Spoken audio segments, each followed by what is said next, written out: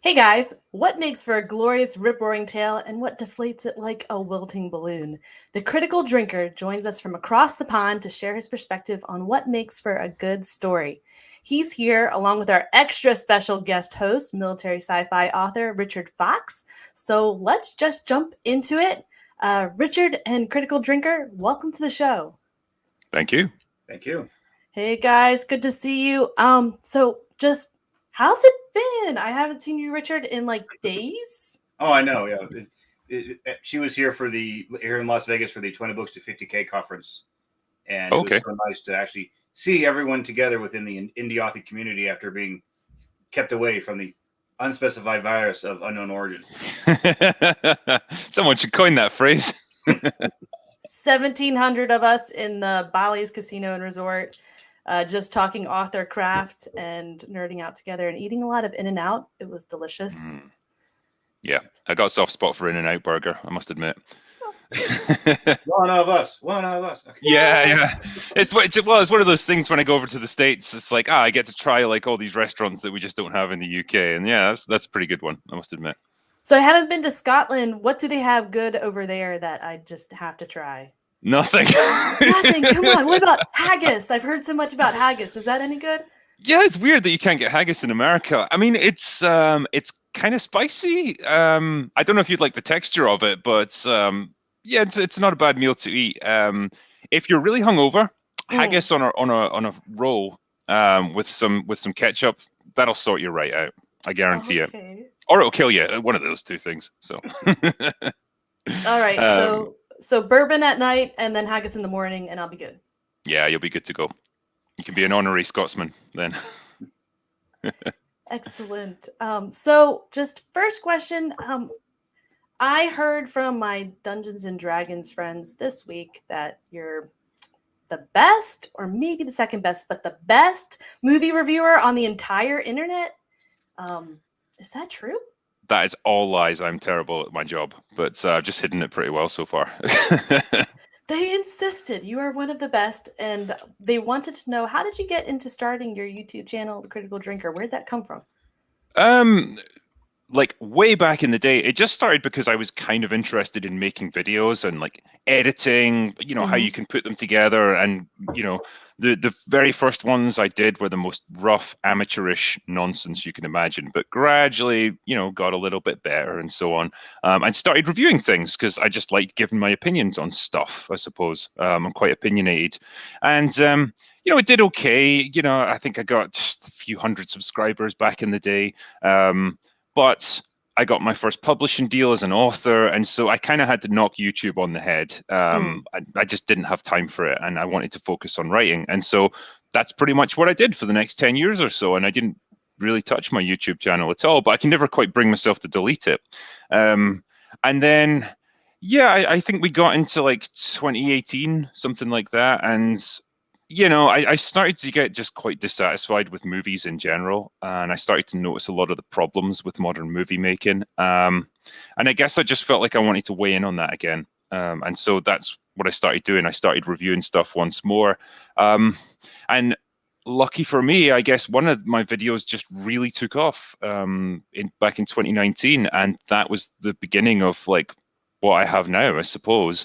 And yeah, it really took off when I just decided to go into like full-on drunken sarcastic mode, and people just seemed to really enjoy it. So that's pretty much what worked, and so that's what I've done. And it's been a hell of a ride since then.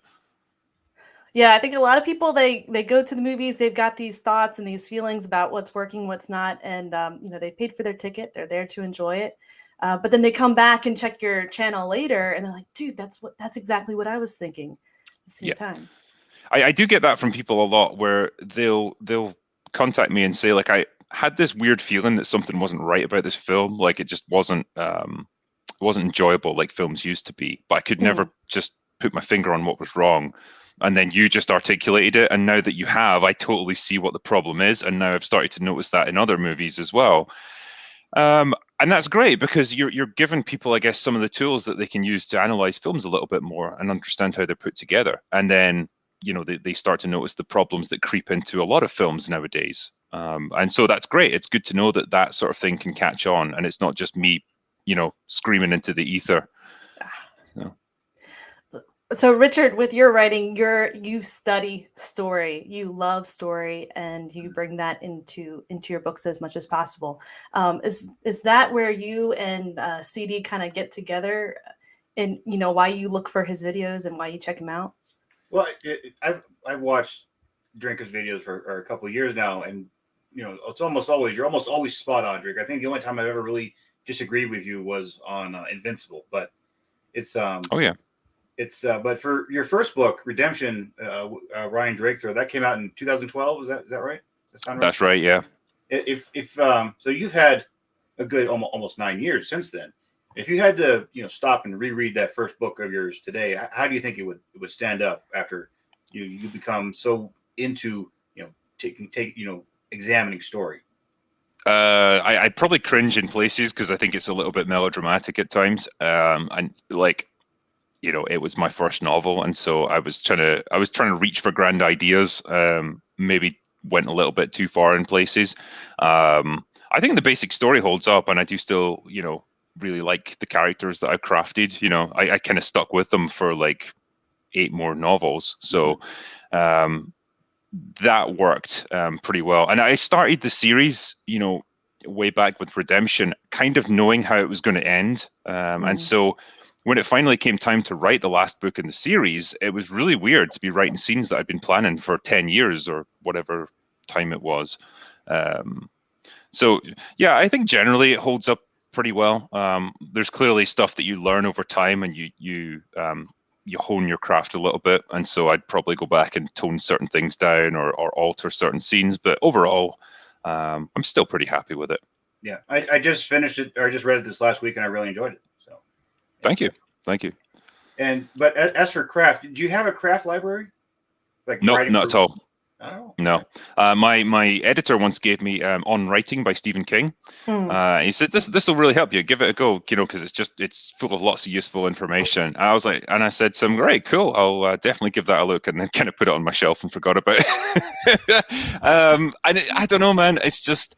When it comes to writing, I think I learn by doing rather than reading what other people say or whatever they want to teach me. And so that's just how I've learned, through kind of trial and error. I've never taken a single creative writing course or a single piece of education on this.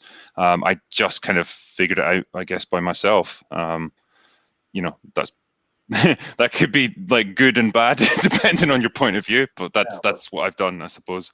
I think there'll be a lot of people out there who know you don't have to go $200,000 in debt to get an MFA to be an author. I think I would say so, yeah. And I guess that's a good takeaway for a lot of people, is that you don't need like a huge amount of education or training or anything to become a writer. You just need an imagination, man. You can teach people the nuts and bolts of writing. You can teach them to be more descriptive and use better vocabulary and all that stuff. Great. The one thing I don't think you can teach to a person is how to have an imagination. You've either got that or you don't. And so if people have got it, they'll probably find a way to succeed, as long as they've got a bit of drive and determination. And that's, I guess, you'll know yourself, when you're writing a novel, that's the one thing you need more than anything, because there's going to be times when you're bored with it. There's going to be times when you've been working on it for 6 months and you're still hundreds of pages from the end, and you're kind of tired or whatever. But you have to power through to get that done, and that's all on you. And that's a really important thing for any author to have. And it's certainly something that I've kind of learned over time as well. Yeah, that imagination, and also like that critical thinking about what makes the story work, and what is not getting across to the audience. Sorry, I'm like losing all my words. Yeah, you get that feeling though. This is something that people have asked me before. Do you ever get writer's block? And I've said to them, not really, not in the traditional sense where I'm just sat staring at a blank screen and I don't know what to do. But it's more like I'll have written a scene and it's become a real slog to get through, as opposed to, normally it comes fairly easily. And it's usually because I'm trying to make the character do something that is out of character. and I'm trying to force things that shouldn't really be happening naturally in the plot. And that's when I usually just take that step back and say, okay, this isn't working the way I'm doing it. How can I rewrite this to make it more natural and make it fit with what I know about these characters? And honestly, 9 times out of 10, when I do that, it just flows so easily. I'll be writing as quickly as I can type, basically. And that's a great feeling. That's when you know you're writing something good, when you just can't get the ideas down on the page quick enough. You know, Stephen King was one of those authors who likes to follow that flow and follow the characters and see where the plot's going to take him. He's a discovery writer. Do you come up with your plots ahead of time and kind of outline it out and get a structure that you follow as a writer? Or do you just start in the first scene and then see where it goes? Yeah, this is always that classic, like, are you a plotter or a pantser kind of argument? Yeah, I'm definitely a plotter. I always like to plan out the story in advance. And it may not work for everyone, but I will write like a detailed synopsis of the story. It might be 10, 15, 20 pages long, just describing everything that's going to happen in that book, how all the different characters are going to act and what their arcs are, till I get to the end. And that allows me to find problems as I go, because there will be times when you might have written yourself into a corner with your story, and you need to find a way to avoid that. And it's so much easier when you're just working with that kind of outline that you've written, because you can tweak it and you can alter it as you go. What you absolutely don't want to happen is you get like 300 pages into your novel, realize that you've totally screwed up and that you've messed up the story, and you're going to have to go back and rewrite 100 pages of it to compensate. That kills your momentum and it kills your passion for what you're doing, or it does for me anyway. So I much prefer to plan it out in advance. I don't always stick rigidly to it. Like, I don't think I've ever written a detailed outline and just done everything I said I was going to do, because there's always going to be times when you get to a certain scene and you'll either come up with a better idea, or you realize like, oh, this thing that seemed like great 6 months ago, not quite working now that I'm coming to write it, and I need to tweak it slightly. But yeah, usually I'll stick to that broad outline that I've written, and it definitely works for me. Do you have a friend that you bounce ideas off of to get inspiration? I know Tyler is asking about Tatiana. Tatiana's great, but she's not good for writing purposes. So no, I don't. I never like bounce ideas off people, and it's weird because with my publishers, my editors, a lot of the times their authors will constantly be emailing them saying, "Oh, I've got this idea. Do you think I should do this or that or whatever?" But with me, they say, "Right, you're off to write your book," and then they just don't hear from me for the next like 8 months, and then I'll just deliver that finished manuscript at the end. And they're pretty much like, I can't decide if that's really good or really like unnerving that you don't ever ask for help or anything. But yeah, I pretty much can always figure it out in my head, what I want to do, or if I've encountered a plot problem or whatever, I can just work through it. All right, well, the questions are rolling in. Corey asks, who or what has been your largest inspiration?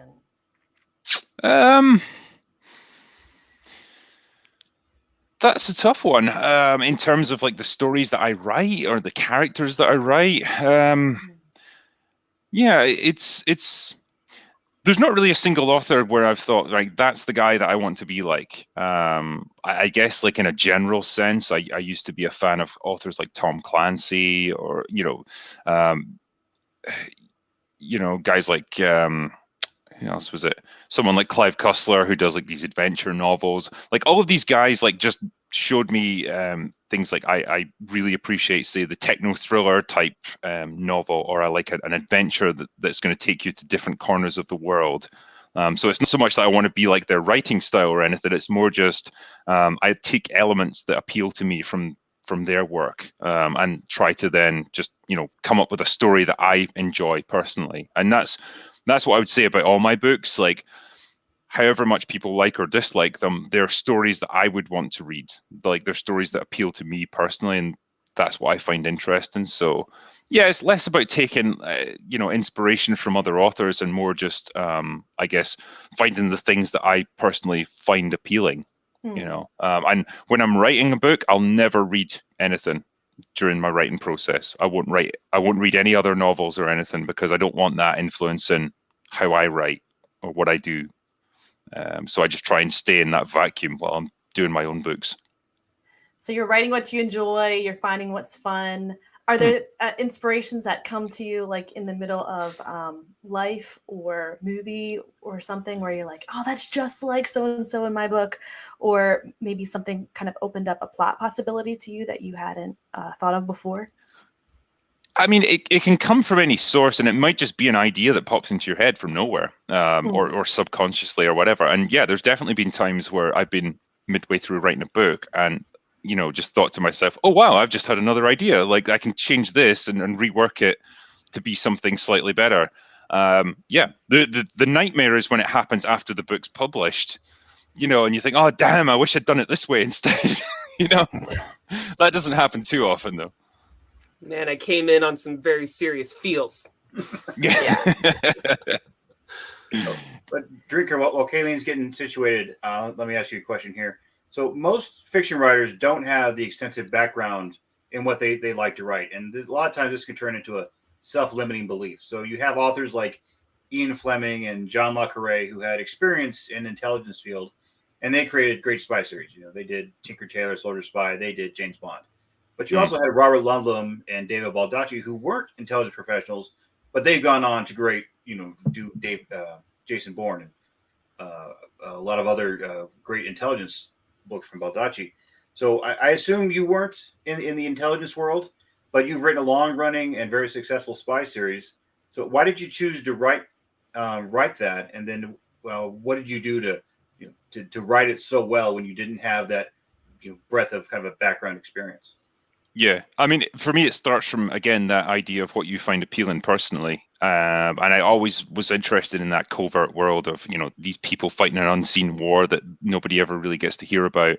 And, you know, shaping world events in the shadows. Like, I find all of that very interesting and very appealing anyway. So that was like the basis of how I wanted to write my stories.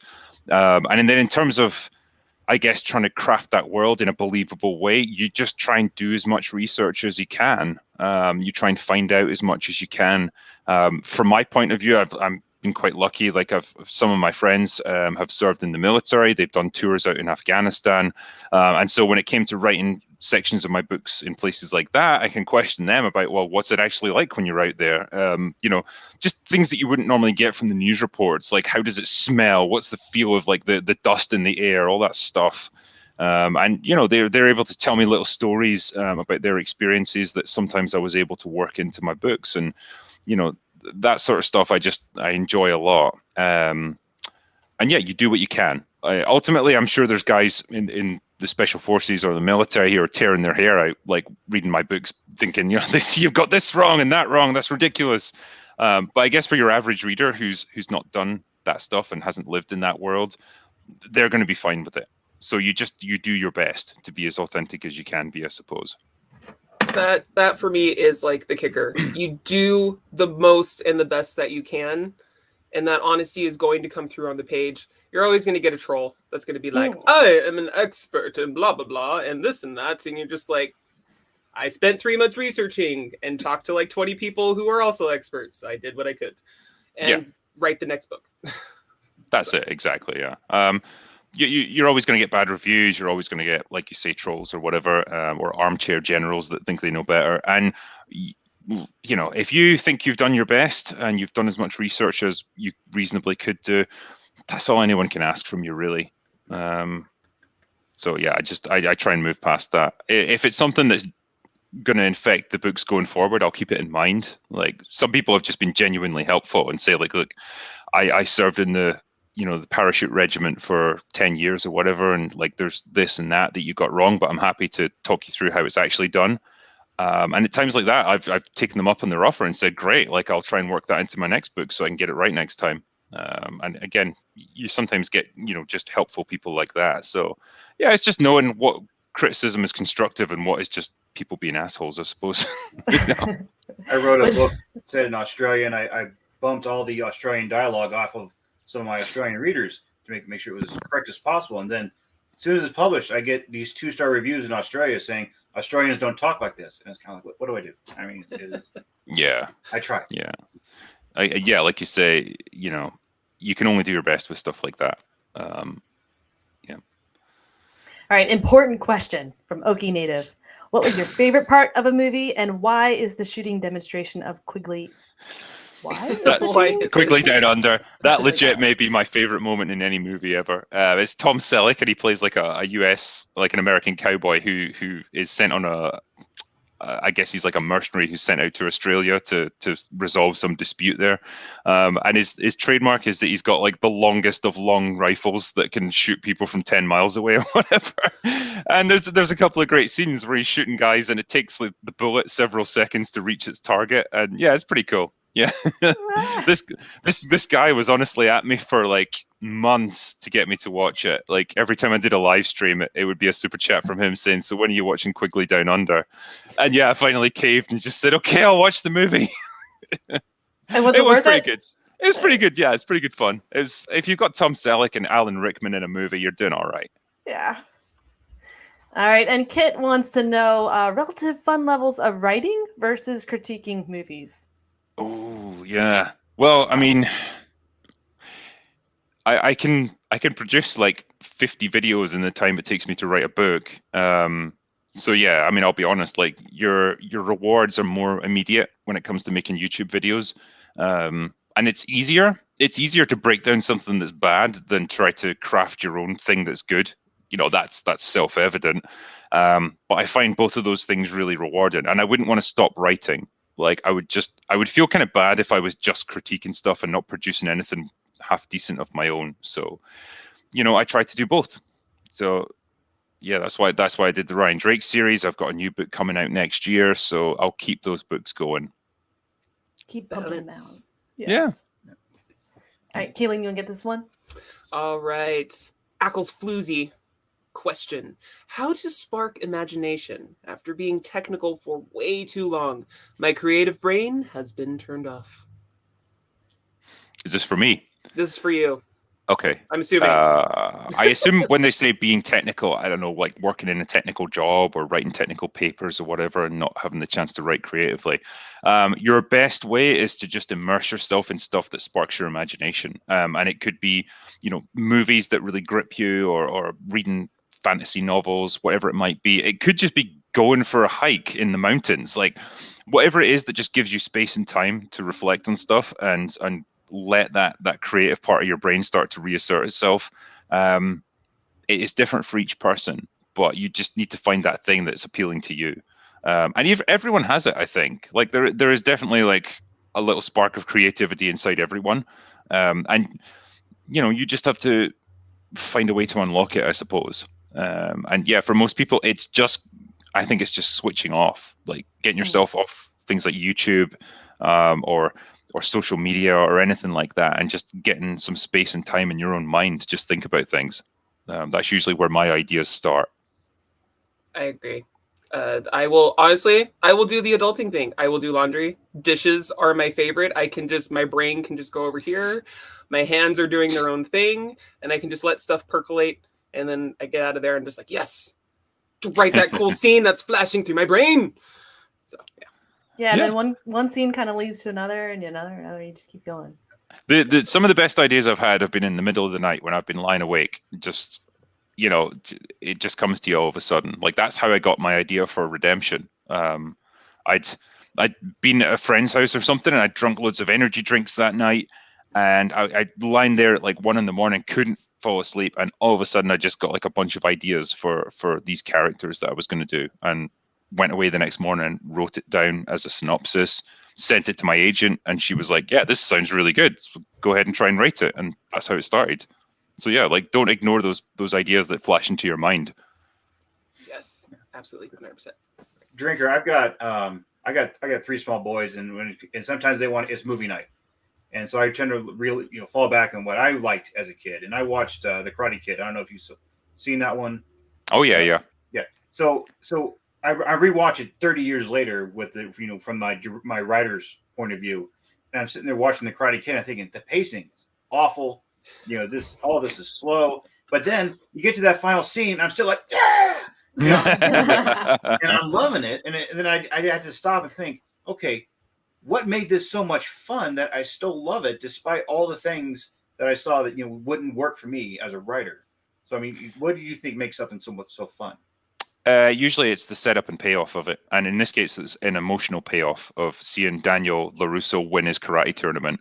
Because, throughout the whole movie, you get the whole movie is about getting to know him and getting to know his relationship with Mr. Miyagi. And him learning things, like him learning self-discipline, learning how to fight, learning how to find balance in his life. That takes time. And the result is it can seem slow to begin with. It can seem like kind of ponderous, but all of these scenes that they're involved in have a purpose. All of them build up that relationship and build up that kind of emotional tension in the movie.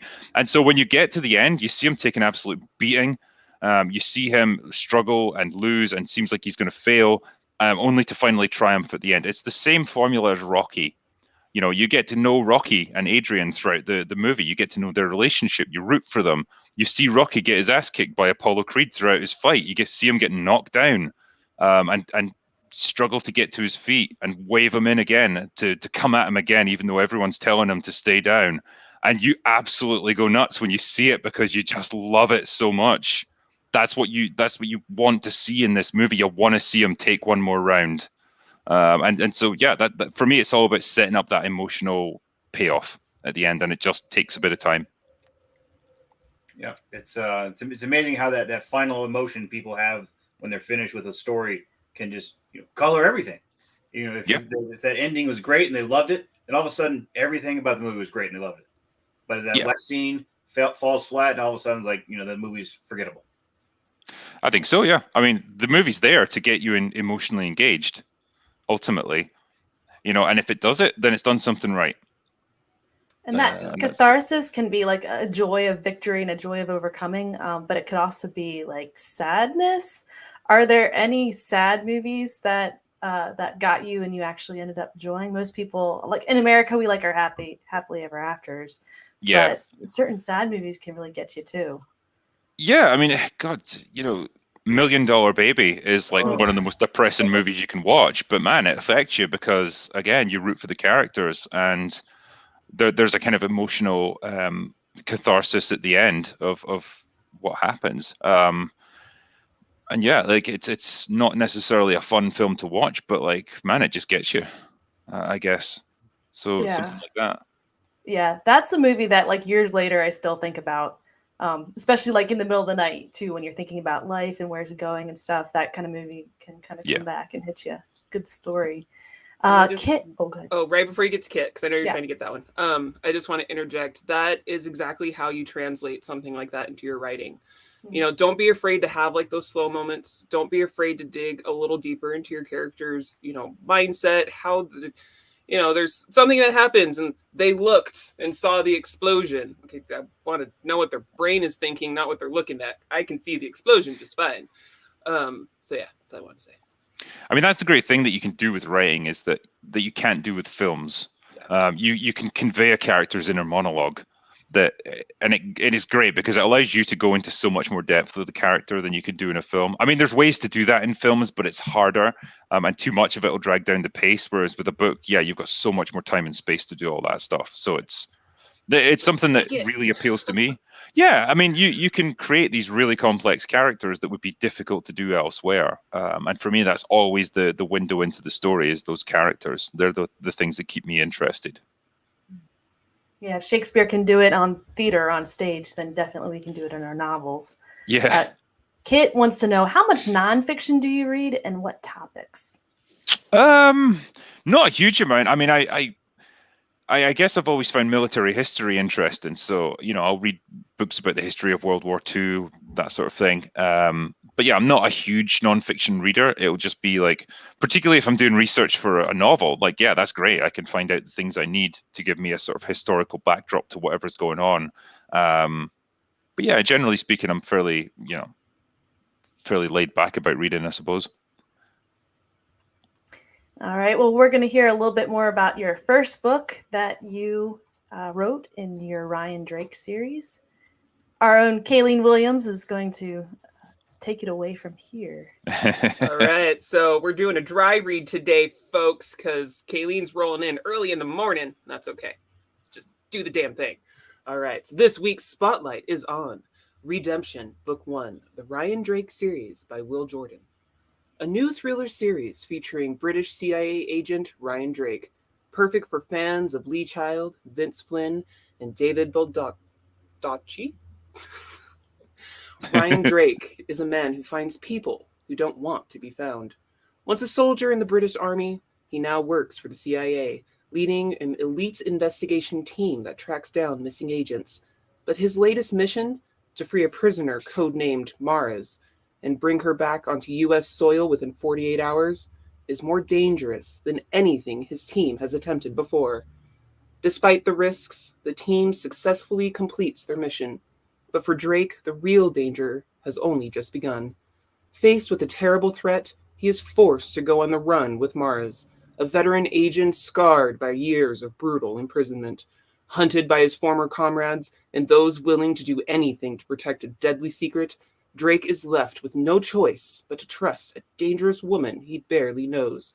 For he has only one chance to save those he loves, and time is running out. Of doom! I know. Click all the things. That was a nice dramatic reading. Oh, thank you. Oh, thank you. Silent. CD, you're working on the next book in that series. When will that one be out, do you think? Well, the next book is actually a standalone novel, so that is a completely different character, completely different series and stuff. So that is going to be out in August next year in North America. Nice. Yeah. Congratulations. Thank you. Yes, I'm working on the edits for that at the moment, but would you believe me if I told you it's about a global pandemic? Yes. It was written before. I swear it was written before any of this happened. It's just unfortunate timing, I guess. Yeah. No, we're all secretly telepaths. We can just see it, and we're just like, we got to get this out before it happens, and it'll be brilliant. Yeah, this is Nostradamus you're looking at right here. I just predicted this stuff. There you go. Did you work in any toilet paper hoarding jokes? Or? Not yet, no. I've had big, long discussions with my editor about, do we even reference coronavirus or anything, or do we just pretend that this is in a world where none of that's happened? Yeah, so I think we're going with the latter, because otherwise it will just become too difficult to work all this stuff in. Mm-hmm. So, yeah, hopefully it'll work out okay, though. Are you allowed to tell us what the big idea of that book is? Any spoilers? Kind of a terrorist group have managed to get their hands on a weaponized virus that was first discovered in the Soviet Union back in the 1950s.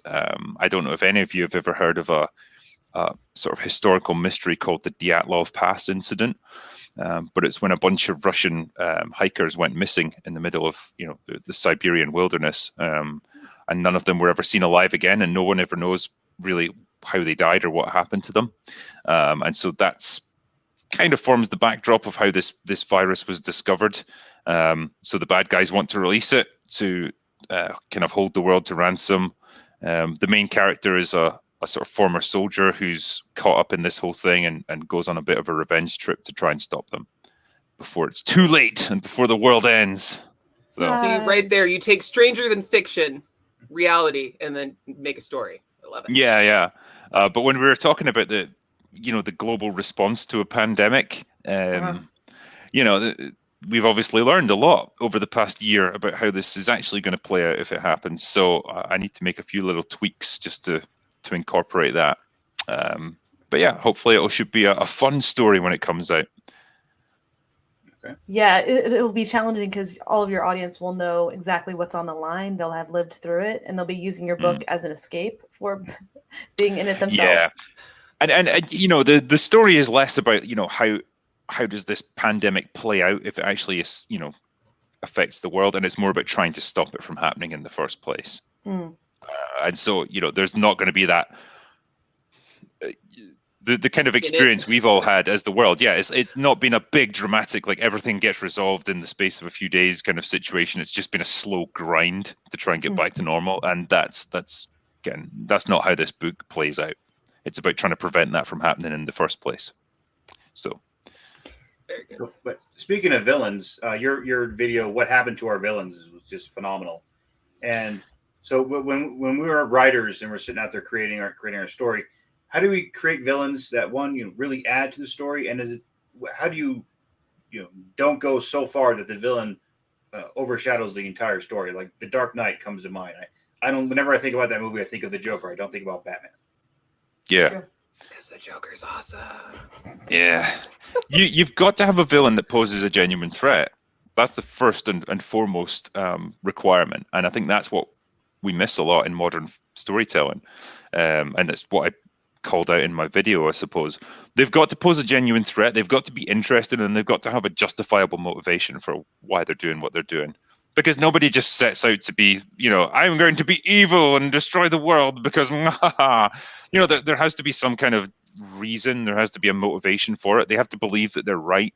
And they have to almost make the reader believe that they're right as well. And so you have to give them that.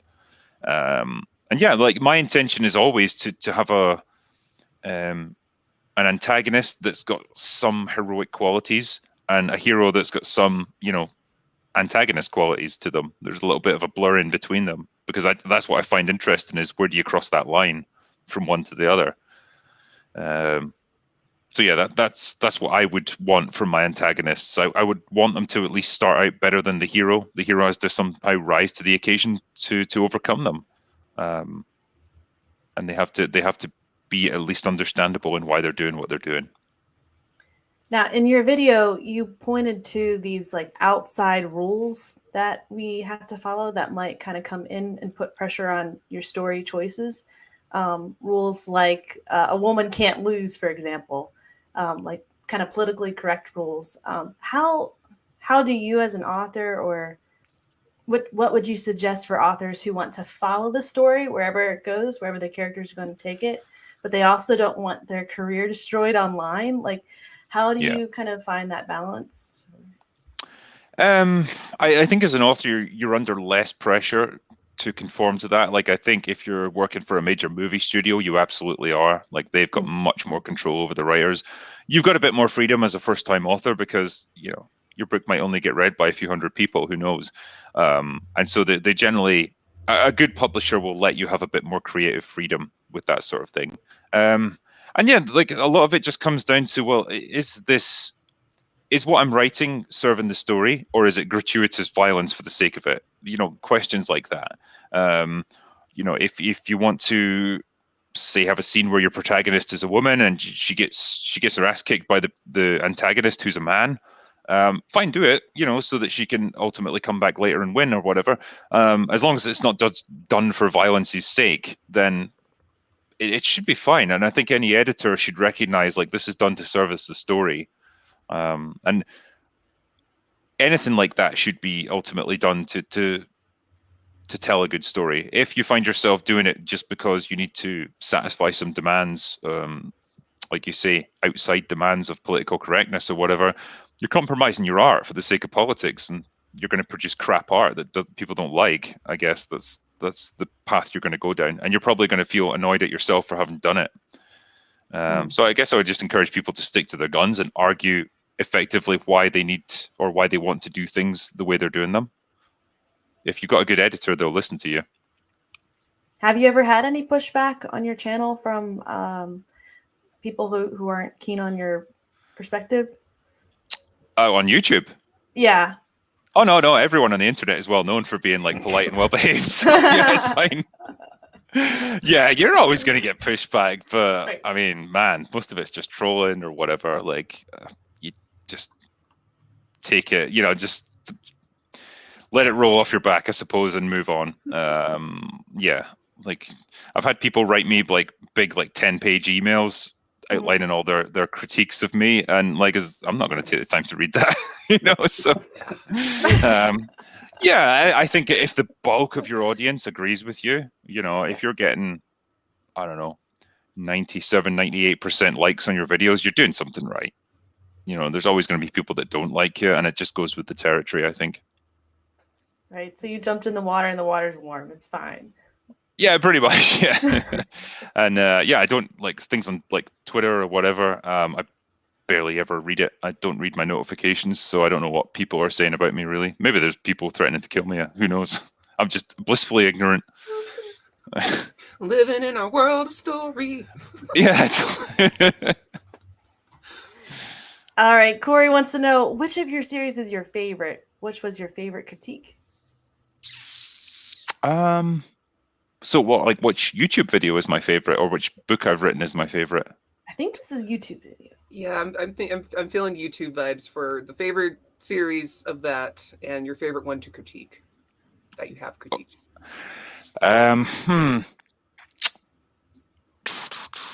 I think one of my favorites is when I did like a scene comparison between the two Ghostbusters movies.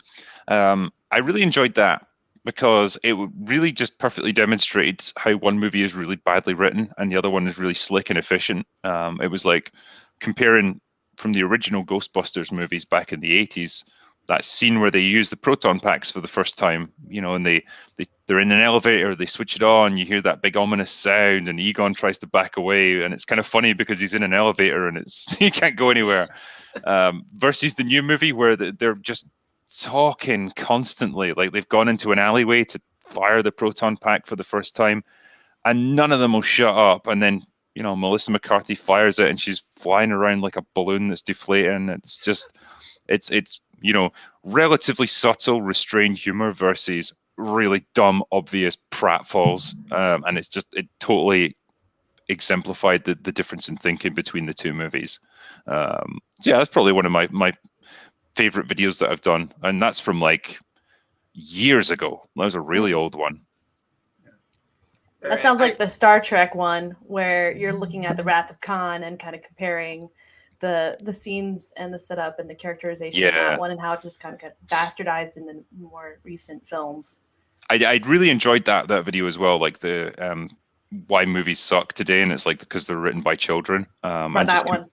Yeah, like I miss adults in my movies who actually act like adults, like they have a little bit of restraint, they have some self-control, they can talk things through and they can rationalize what they're doing, versus now where everyone's running about and screaming and babbling and talking at 100 miles an hour, and you know, they're trying to do 50 different things at once, and there's things exploding, and it's exhausting, and it doesn't really get you anywhere in terms of you know, liking the characters or respecting them, because they just seem like hyperactive children. That's a good Drinker. I hate to bring Rian Johnson in the conversation, but subverting expectations, do you think it can ever be done well, or is it just that's something writers shouldn't do?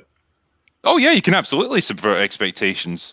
That's a great thing to do in principle, but you have to take what people expected, do something different, but have that thing be more interesting and more exciting and clever and smarter than the thing that they expected initially. That's the difference, and that's where Rian Johnson falls down, because the things he does are just ridiculous and clownish, and that's why, you know, it's always that disconnect with, he's so proud of a movie like The Last Jedi because he's subverted everyone's expectations, but he hasn't replaced those expectations with good things. He's just done the worst possible option, and you know, seems to think he's some kind of screenwriting like legend for doing it. I don't understand it, but there's Ryan for you. But yeah, you can definitely subvert people's expectations. It's good to do the unexpected sometimes. Do you plot that in from the start, subverting expectations? And that's a question, I guess, for CD and for Richard. Like, where do you put that into your plot process? Is that something you're thinking of the book before you even start writing it, or is that something that comes to you in the middle of writing the book? It can be both for me. Like, sometimes I'll plot it in and just, I'll take what people might have expected, then do something a little bit unexpected, and then sometimes I'll put an extra layer on top of that to like reverse it again or whatever. And that's a fun thing to do, but sometimes you just get good ideas as you're going through it. You might get to a scene and you're starting to write it and you think, oh, wouldn't it be cool if I did this instead, because nobody would expect that. And you know, it can happen either way for me. Yeah, for my writing, it's I know what the reader expects, and Drinker, I agree with you that, you know, it's like that old magic trick of, you think, you know, the magician's got the hat, and you think there's a bunny in there, but then he does a trick, and out come 5 doves, and I'm like, oh, it's doves, that's cool. I thought it was a bunny. But you know, so when I write, it's just like, I know what they expect, but if I'm going to give them something that they don't expect, it better be something that they really enjoy too. Yeah. Or it's a bunny, but it's a Monty Python bunny that's going to eat your face off. Yeah. Get the holy hand grenade. Yes. Run away! All right. Yes, that's the one I was going to click on. Kit is wondering, guilty pleasures. What bad movies do you love? Oh man, there's so many. Like, I already did Independence Day as like a guilty pleasure. I love that film. Yes. The Rock, another one. Armageddon.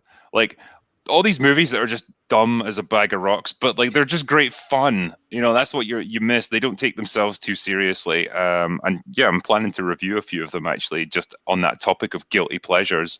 And I think there's something to be said for films like that. You know, they know what they are. They don't have pretensions to be anything like big and intellectual or anything. They're just there to provide a fun experience for the viewer and not take themselves too seriously. And if they do that well and you get still caught up in them anyway, hey, they're doing something right. You know, all these films have a niche that they can fill. And yeah, they're definitely the kind of films that work for me. Big Worm wants to say thanks to you. He found you because you put words to my feelings about how my favorite shows and characters were being destroyed. Went and found your books, almost through book 4 of the Drake series. Hey, thank you very much. I'm glad you're enjoying them. I assume you're enjoying my books anyway. Well, Yeah, he's almost through book 4. I'm assuming, man. Yeah, you must be doing all right, I guess. And he has a question. When I finish the Drake series, what series or author would you recommend? I'm hooked on your style. Need more. Oh, can we just like soak in that moment? Don't we just love hearing that? I'm hooked on your style. It's just like, yeah. Anyway, sorry, I had to say that. I mean, Lee Child maybe would be an option for you. I guess we're kind of in somewhat similar genres. I never really took to Reacher as a character. I always find him a bit like robotic and a bit lacking in personality. But Lee Child's writing style is pretty similar to mine. I would say he's pretty damn slick at what he does. So yeah, that'd probably be a good place to go.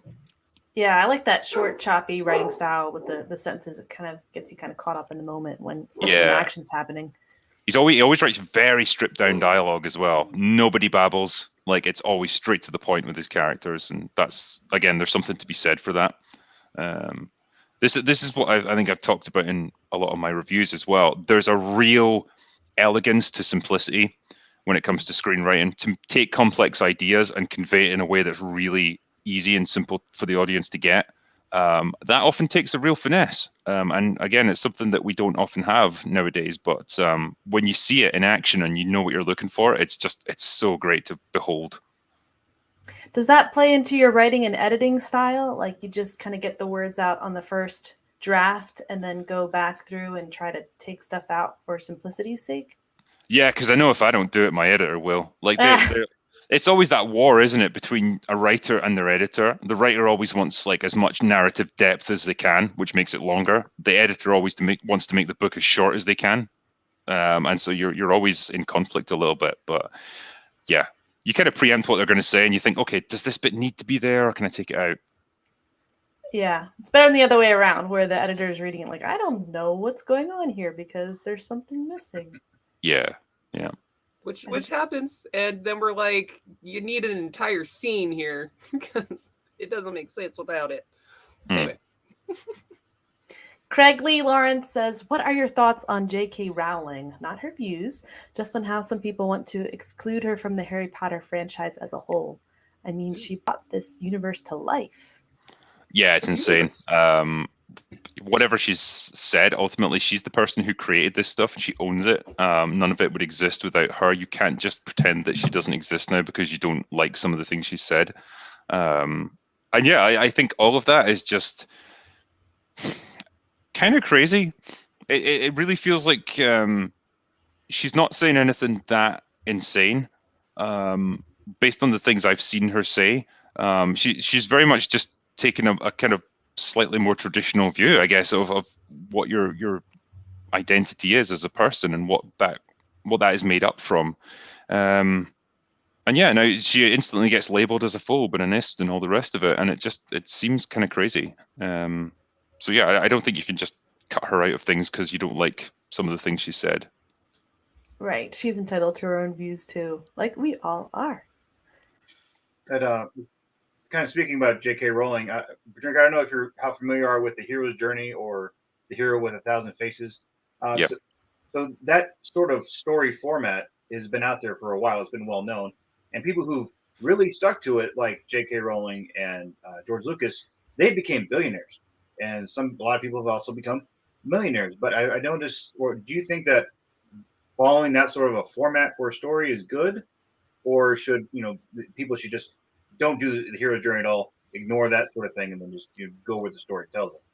I don't think you can just ignore it, because the hero's journey is really just based around human psychology. There's certain things that we look for in our stories to get our interest and to captivate us. And there's certain things we expect, whether we even acknowledge that or not.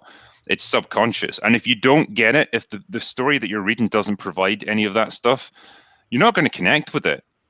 There's the hero's journey in its most fundamental sense is just a really simple formula, but you can put a million different spins on it. You can transport it into any setting with any group of characters that you want.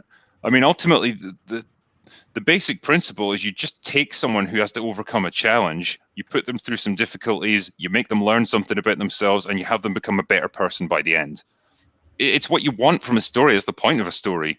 And so, yeah, I think you should absolutely not slavishly adhere to it, but always keep it in mind as a writer, because it's born from thousands of years of experience. There's got to be something in that, I would say. Yeah, kind of like red and blue make purple. You're never going to make green with it. So Yeah. What are those building blocks, and how can you put those together to make your own amazingness? I think there's a real trend in modern cinema and storytelling for people to come along and say, we've figured out something better than the hero's journey. We're going to take that and trash it, and we're going to replace it with our new and improved thing.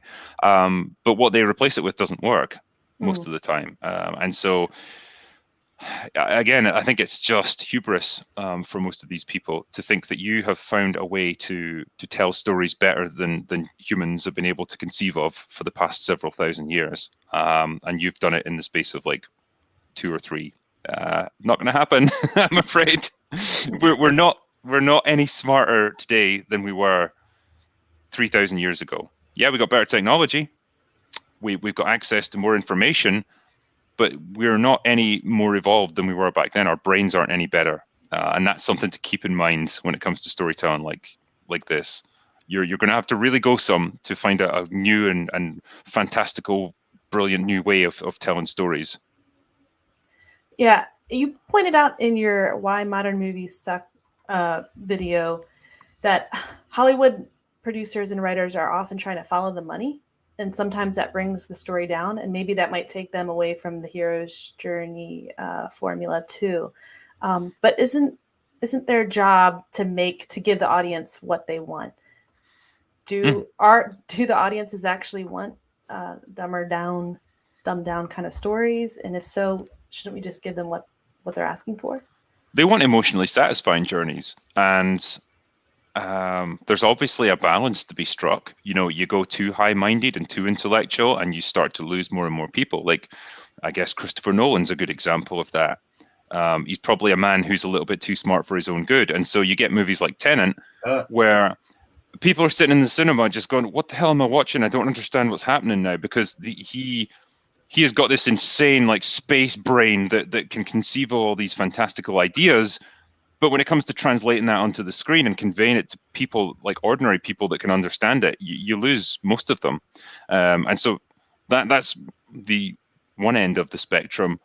The opposite end would be just the J.J. Abrams Star Trek movies, which took a relatively intelligent universe that was grounded in somewhat believable science and just made it all about explosions and lasers and people running around screaming and stuff. And people who went in expecting something kind of smart got something, just a big dumb action movie. And so again, they were turned off by it. There's a kind of middle ground for general audiences where it's smart enough that the average person can follow it, but it provides that hero's journey or that emotionally satisfying arc to the story that people just subconsciously expect. Movies used to be perfectly good at that. Now, again, for various reasons, they're trying to move beyond it and trying to deconstruct everything. Again, that's something I've picked up on is the attempt to deconstruct heroes, which don't need it most of the time. But if people are voting by going to the theater and voting with their ticket sales, then then aren't they just serving the masses? They kind of are, but then it's a law of diminishing returns, I think. So the Marvel universe is a good example of that, right? They used to be fairly good at producing relatively smart films that would bring up lots of interest and ideas. You know, you take something like Civil War. That's a clash of ideas between individualism versus, you know, obeying the rule of law. You know, how much autonomy do these people have and stuff. Yeah, it ultimately leads to a bunch of battle scenes, which is what, you know, people want. They want to see stuff explode on screen because that's part of the fun of movies like this. But fundamentally, there's interesting ideas underpinning it all. But you then move forward to where we're at now, where each movie that they brought out in the current phase has been pretty dumb and pretty formulaic and pretty tedious to get through. And the box office returns are falling off. They're falling off a cliff. It takes people a while to cotton on to the fact that something that they used to really enjoy is kind of crap now, because they don't want to believe it. Subconsciously, you reject it and you try to find explanations for why it's actually secretly amazing. But gradually you come to that realization, nah, it's not, it just sucks. And that's when you start losing interest. And that's what it takes time for that decline in quality to filter through into a decline in box office, I think. Again, Star Wars is an example. You look at The Force Awakens, when it came out, did $2 billion. Incredible. It was kind of stupid. And the more you think about it, the more you realize that it's just a bunch of J.J. Abrams mystery box nonsense that doesn't go anywhere. But it wasn't until The Last Jedi and then the final one, like the Rise of Skywalker, that translated into ever decreasing box office returns. It takes time, I suppose. So hopefully if they take some of the fun and the explosions and the good characters, but compare that with an excellent story, we'll start to see the results in the box office as people come back. I mean, it's not hard. We've been doing it for decades in movies. You know, it's not a hard thing to do. You can toy with interesting ideas and get the audience thinking about things. It doesn't have to be some big philosophical piece where, you know, only intellectuals can get something out of it. But it can still just present you with a balanced argument and let the audience ask interesting questions of themselves, I suppose, while also providing just good entertainment. You know, it's doable. We've been doing it, like I say, for decades. Right. So bring it back. Give us what we want. Real good story. That's essentially what I do with my channel. It's like I'll often provide you an example of like, hey, you know, this movie from like 20 years ago, it's actually a lot smarter than you think it is. And, you know, I'll compare it with what we've got now. And I guess I'll show a lot of the shortcomings in modern storytelling. All right, Nathaniel's got a question for you. He says, in your Ford versus Ferrari review, you said John Bernthal is one of those actors that good by being just by being in it. How do you feel about him as an actor, and what your favorite show or movie starring him is? John Bernthal is just that rare thing nowadays. He's just a classic movie tough guy. Like, you look at him and you just know this guy's been in fights. You know, he can handle himself. He's got that rugged look about him, and so he's just always enjoyable to watch on screen. And he played the Punisher in his own TV show and in Daredevil. I think that was just the perfect role for him. Like, just a very violent, aggressive sort of character that's got like a kind of moral compass to him still. I think that was probably his best role. All right, and Bully Namon's question: without spoiling the movie, what can you say about people saying that Afterlife is basically just the Ghostbusters version of TFA?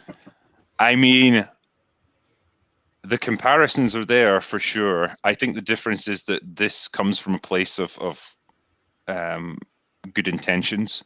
I think it's definitely got a problem there where it's trying to take too many elements from the original movie and rehash them. And I said as much in my review that I've just put out. But I think it's done from a place of just respect for the original. I think it's just too scared to break out and do new things. And so it's a little bit too formulaic from the first movie. Like I say, there's definitely things that work in it, and there's lots of callbacks, and I guess lots of fan service, which is, as I was saying in my video, it's not a bad thing to give the fans what they want every once in a while. You can label it fan service and look down on it all snooty and like, oh well, you're just appealing to the masses, but you're there to entertain people ultimately. And if you've got people who have been loyal fans of this franchise for decades, they want to see the original Ghostbusters on screen again with the proton packs on. Just give it to them. It's not hard. Just give it to them. You'll make them so happy, and you'll make them love your film. Work it in a smart way, but like just do that thing for them because they want it.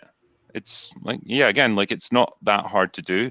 The problem is if your movie starts to rely too much on fan service and there's not like a good strong story supporting it, that's when you got a problem. And that's, I think, the problem that Afterlife runs into.